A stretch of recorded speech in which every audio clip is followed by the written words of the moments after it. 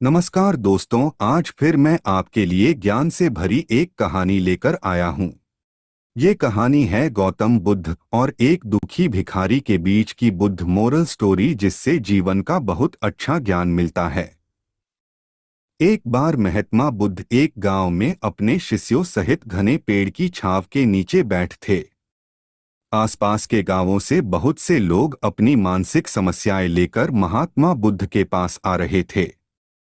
महात्मा बुद्ध उन सब की मानसिक परेशानियों का समाधान देते। सब लोग खुशी खुशी अपनी समस्याओं का समाधान पाकर वहां से लौट रहे थे।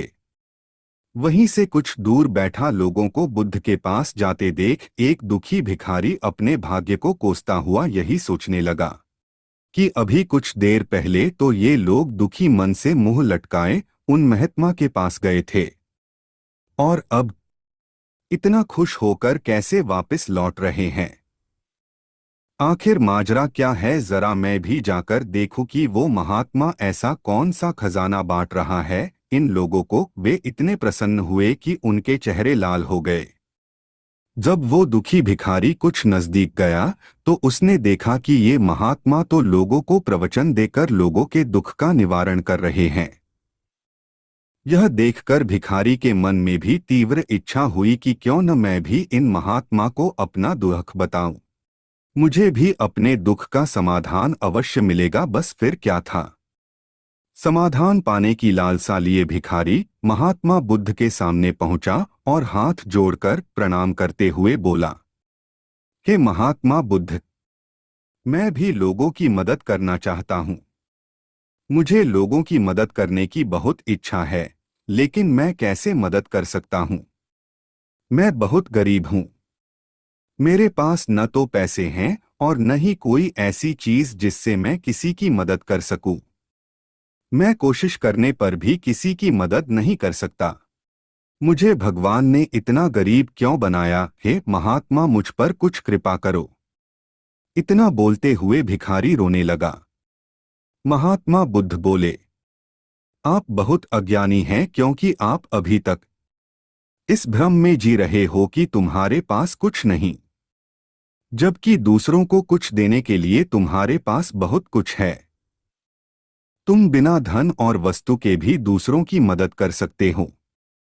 तुम्हारे पास जुबान है, जिससे तुम मीठे शब्द बोलकर किसी के दुखी चेहरे पर मुस्कान ला सकते हो। इन्हीं शब्दों की ताकत से तुम किसी के भी टूटते हौसलों को फिर से मजबूत कर सकते हो।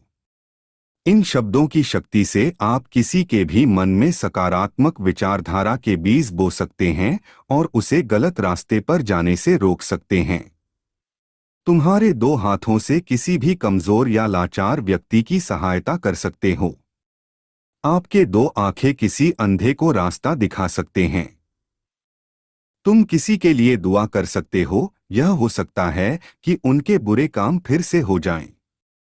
आप किसी के अच्छे स्वास्थ्य की कामना कर सकते हैं।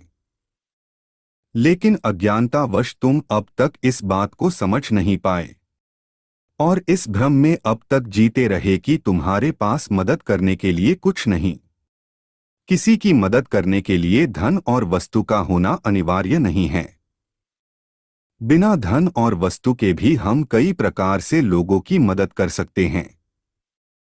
महात्मा बुद्ध के ज्ञान से भरे ये सुंदर शब्द सुनकर भिखारी के चेहरे पर मुस्कान आ गई और वह खुशी से झूमता हुआ वहां से चला गया। इस बुद्ध मोरल स्टोरी से हमने क्या सीखा?